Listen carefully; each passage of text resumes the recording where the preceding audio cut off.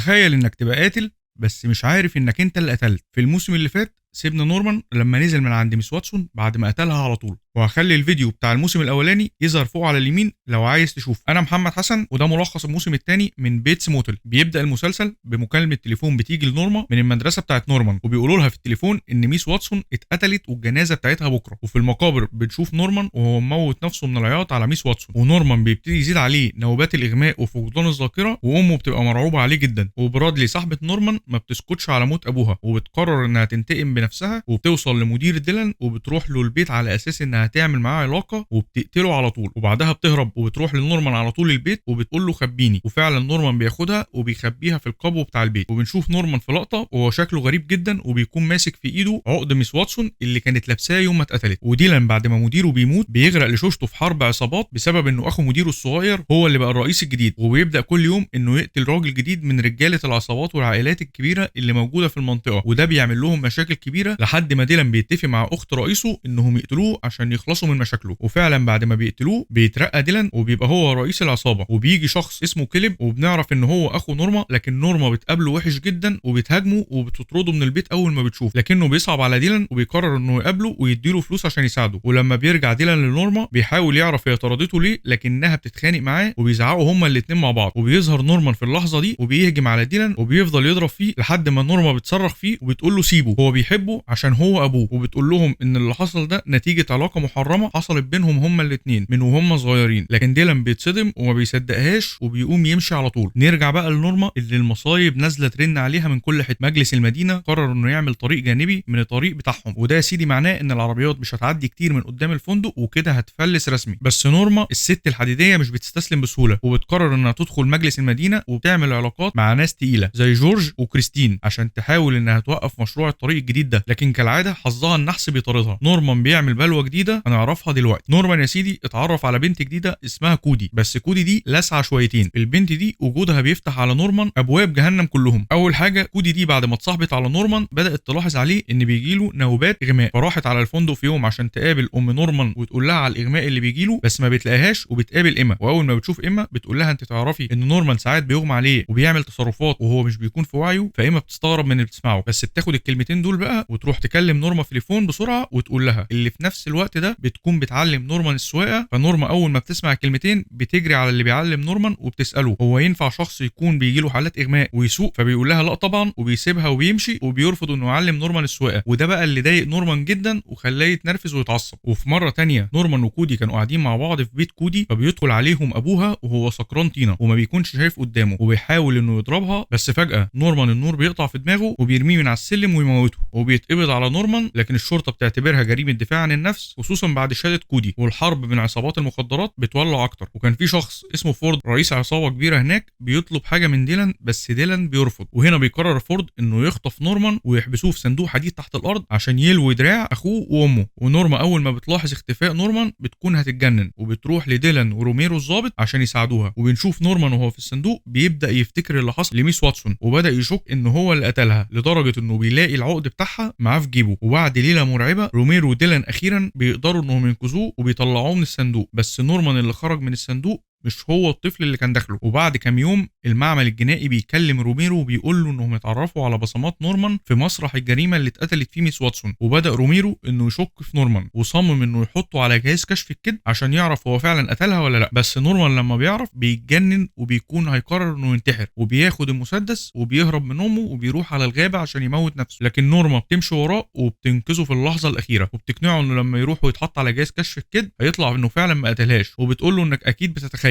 وانت فعلا ما قتلتهاش. وبيوافق فعلا نورمان انه يروح. وهنا بقى بتحصل المعجزه النفسيه المرعبه. نورمان بيدخل الغرفه وبيقعد على الكرسي وبيوصلوا له الاجهزه وبيبداوا انه يسالوه شويه اسئله عن علاقته بميس واتسون وبيجاوب عليهم. لكن اول ما بيسالوه انت ليك علاقه بقتل ميس واتسون ولا لا، فجاه بتظهر امه في خياله هو. نورمان ما بقاش هو وبقى مقتنع تماما انه بقى نورما الام. ولما اتسال انت قتلت ميس واتسون فعلا، جاوب عليهم بكل ثقه وبرود وقال لا، والجهاز ما طلعش ولا غلطه وخرج نورمان بريء قدام الكل. الفل، بس جواه وحش خلاص استلم الدركسيون من اللحظه دي، وبيخرجوا من الاوضه وبيبلغوهم ان نورمان طلع بريء ومش هو كده اللي قتل ميس واتسون. وبتفرح امه نورمان نيجي المره دي، ونظرته للكاميرا في اخر مشهد بتقول اننا داخلين على سواد في المواسم الجايه. يا ترى نورمان الام هتعرف تتعامل ازاي مع القنبله الموقوته اللي عايشه معاها دي؟ ده بقى اللي هنعرفه في الفيديو الجاي. لو عجبك الملخص اخبط اللايك المتين واشترك في القناه وقول لي في الكومنتات انزل الفيديو الثالث ولا لا. سلام.